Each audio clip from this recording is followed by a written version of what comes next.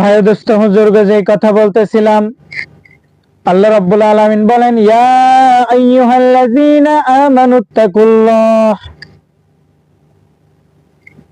আমার আল্লাহকে ভয় করতে বলছেন। ভয় করার মতন ভয়। কেমন ভয়? এই গোলাম, আল্লাহ রাব্বুল আলামিন বলেন, আমি আল্লাহকে ভয় কর। ওরে কিসের ভয়?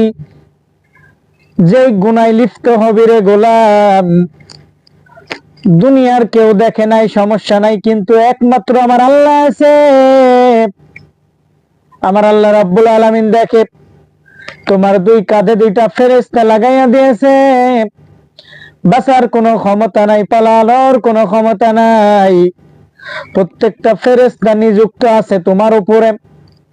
কোন কাজে ভালো কাজ করতেছো, কোন জায়গায় গিয়া বদ আমল করতেছো, বদ কাজ করতেছো, সব রেকর্ড হয়ে গেছে।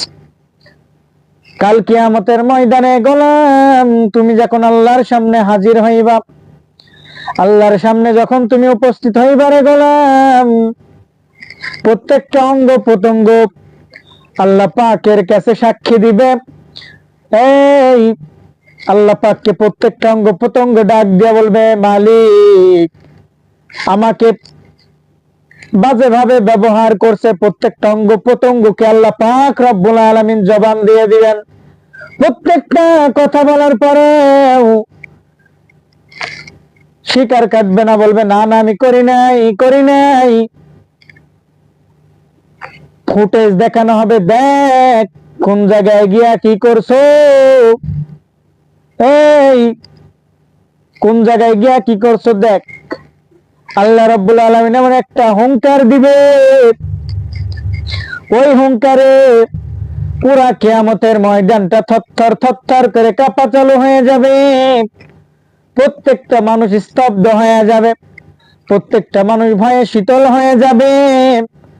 কারোর আওয়াজ বের হবে না, একটাই আওয়াজ বের হবে, ইয়া নাফসি ইয়া নাফসি, আল্লাহ বাঁচাও আল্লাহ বাঁচাও। আল্লাহ বলেন, দুনিয়াতে অনেক সময় দিয়েছিলাম, অনেক টাইম দিয়েছিলাম, লম্বা একটা জিন্দেগি দিয়েছিলাম। এই দুনিয়াতে কি করছো? লোভ লালসায় পড়ছো, ক্ষমতার পাওয়ার দেখাইছো, মায়া মহাব্বতে পড়েছো, আমি আল্লাহকে স্মরণ করো নাই। আজকে আমি আল্লাহর রাজত্ব, কে আছিস উঠে দাঁড়া, আমার সঙ্গে উঠে দাঁড়া, কেউ যাবে না।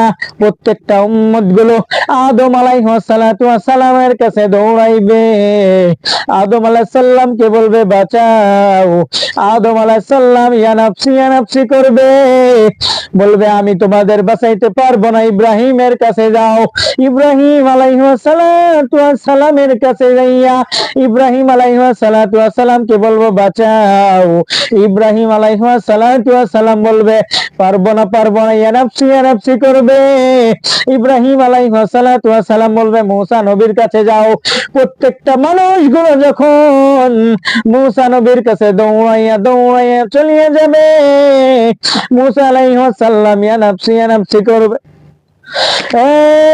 এই মুসা আলাইহিস সালাম বলবে আমি পারবো না, ইয়া নাফসি, তুমি তোমার মুহাম্মদুর রাসূলুল্লাহ দরজাহানের বাদশা, একমাত্র সেই আমাদের বাঁচাইতে পারে, তার কাছে ছুটে যাও। যাইয়া দেখবে মায়ার নবী আমার রাহমাতাল লিল আলামিন কান্নায় সিজদায় পড়িয়া আল্লাহ পাকের কাছে দোয়া করে, আল্লাহর কাছে কান্না করে। কান্না কেমন কান্না রে গোলাম, আল্লাহ পাকের কাছে কান্না করে, সিজদায় পড়িয়া ঢকরাইয়া কান্না করে। আল্লাহ রাব্বুল আলামিন গায়বী আওয়াজ দেয়া বলে, ও আমার পাইগম্বর, আজকে তোমার কান্নার দিন নয়, আজকে তোমার খুশির দিন। ও পাইগম্বর উঠে দাঁড়াও। পাইগম্বর বলে, আল্লাহ আমার একটা উম্মত যেন জাহান্নামে না যায়, আমার একটা উম্মত যদি জাহান্নামে যায় আমি জান্নাত জান্নাতে প্রবেশ করব না। আল্লাহ রাব্বুল আলামিন ডাক দিয়া বলবে, ও পাইখম্বর, আজকে তুমি যার নামে সুপারিশ করবা আমি আল্লাহ তাআলা তাকে জান্নাতের ভিতরে ঢুকাইয়া দিব। আল্লাহ রাব্বুল আলামিনের কথা শুনিয়া আমার মায়ার নবী রাহমাতাল লিল আলামিন একবার হাউজে কাউসারের দিকে দৌড়ায়, একবার জাহান্নামের দিকে দৌড়ায়। গিয়া গিয়া দেখে একটা উম্মতে যেন জাহান্নামে পড়ছে কিনা, জাহান্নামে যাইতেছে কিনা।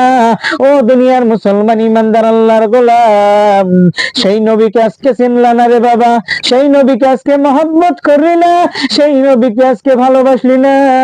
শুনিয়া রাখো, দুনিয়ার অর্থ সম্পদ, ছেলে সন্তান, বিবি, আত্মীয় স্বজন, মা বাবা কেউ তোমার কাজে আসবে না। এক নম্বর তোমার কাজে আসবে আমার রাহমাতাল লিল আলামিন আর আমার আল্লাহ তাআলা।